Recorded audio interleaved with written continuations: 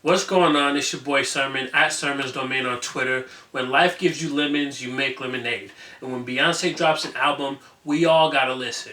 And that's exactly what we did this past weekend. On Saturday, her HBO special titled Lemonade came on, and it was a big moment. Everyone on Twitter was watching it and tweeting about it, and it was just a really cool moment, and I really enjoyed the film. I thought it serves as a really good appetizer for the album. The short film, about an hour it's a teaser for the music. You have little parts here and there that teases the music, and then it has Beyonce doing voiceovers, kind of furthering the whole story behind Lemonade. And then the album dropped on Tidal, so we had all of the elements at one point, and it was good. I think the three things that I want to talk about Lemonade is, first off, it's personal. You listen to this and you're gonna get all kinds of things. She talks about a possible divorce with Jay-Z, but obviously that didn't happen. But it's something that came along in their marriage at one point. And there's been all kinds of rumors, who is Becky with the good hair, all this stuff, all the rumors, and I don't really want to focus too much on the rumors. I just want to focus on what she's given us in the music. And so she has given us that there was some issues with Jay-Z, but they worked it out, worked past it. And then there's, stuff about her father and just things about society, about the world. That's what Formation was about when she first dropped that. So there's all of that, and it's probably one of her most personal albums to date. And the other thing I wanted to talk about was how this album makes her feel more human. She's like very humanized. Beyonce's fans look at her as like the queen. She's like this top godlike tier, but this album kind of brings her down to everyone else's level. Like, I have problems too is basically what it's not all that I got out of the album, but it was a part of what I got out of the album. Like, Beyonce has these issues. She goes through the same things that other girls go through, and some males too, if you can find some relatable stuff out of that. But that was one of the things that I really thought about when I listened to the material, was that, damn, she really sounds like she's relatable, and that's always a winning combination for anybody. The third thing I wanted to talk about was the deeper meanings in the material. What does this album mean to you as a listener? I think that's the question that should be proposed, because the music, there's a lot to digest out of it. Like, we already talked about the personal and human side, but then how does this music relate to you? I think some of the stories that Beyonce is telling, some of the emotions that she's going through is enough to inspire.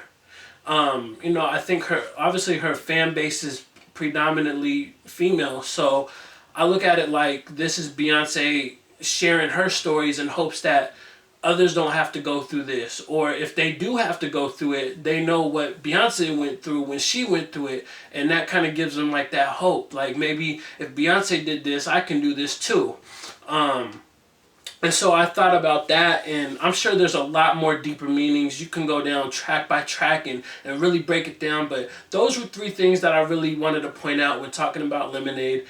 And then a couple other random thoughts I had. Kendrick Lamar's verse on Freedom. First off, it's Kendrick and Just Blaze and Beyonce. Beyonce did her thing too, but I think Kendrick is like the spotlight on that record. And the fact that it's over a Just Blaze beat is incredible. He says, "Channel 9 News tell me I'm moving backwards," and that was in response to the news telling them like the record All Right was not a positive record, and it's barbaric to think, but this is Kendrick kind of responding to that. And I like his whole 10, 9, 8, 7, 6, I think he goes to 5, like that verse, like each line has a different number in it as he goes down, but it's not the whole verse.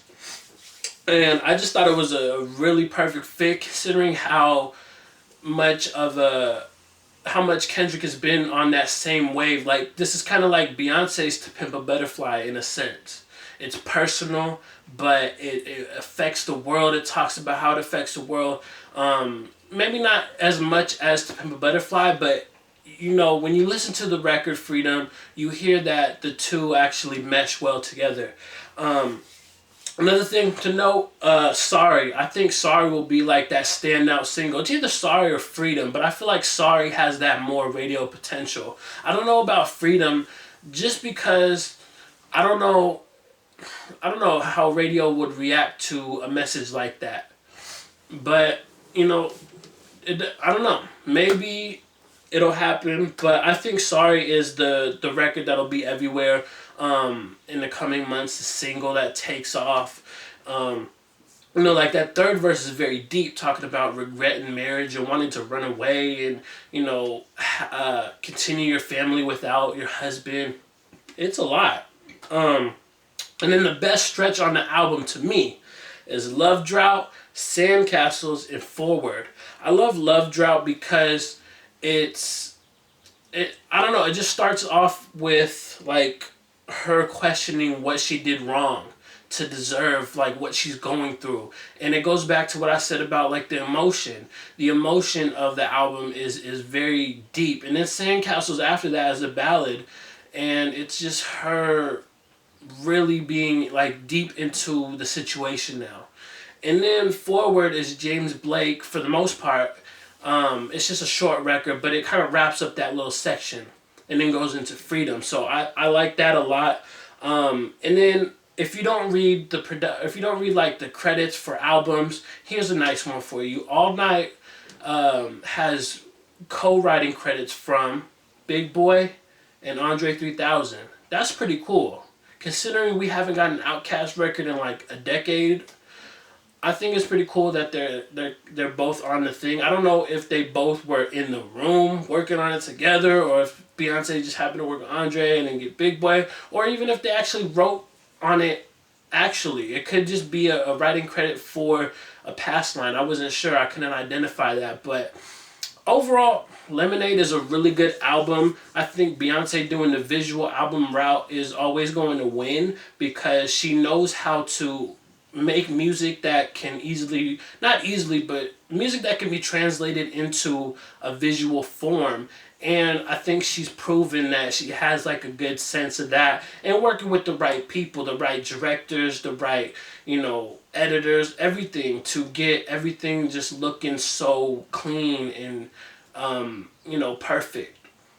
But I would love to know your thoughts on Lemonade in the comment section below. And then like the video, subscribe to the channel if you're not already, share the video, follow me on Twitter at Sermons Domain. And as always, thank you for your time. I appreciate you for watching. And until next time, peace.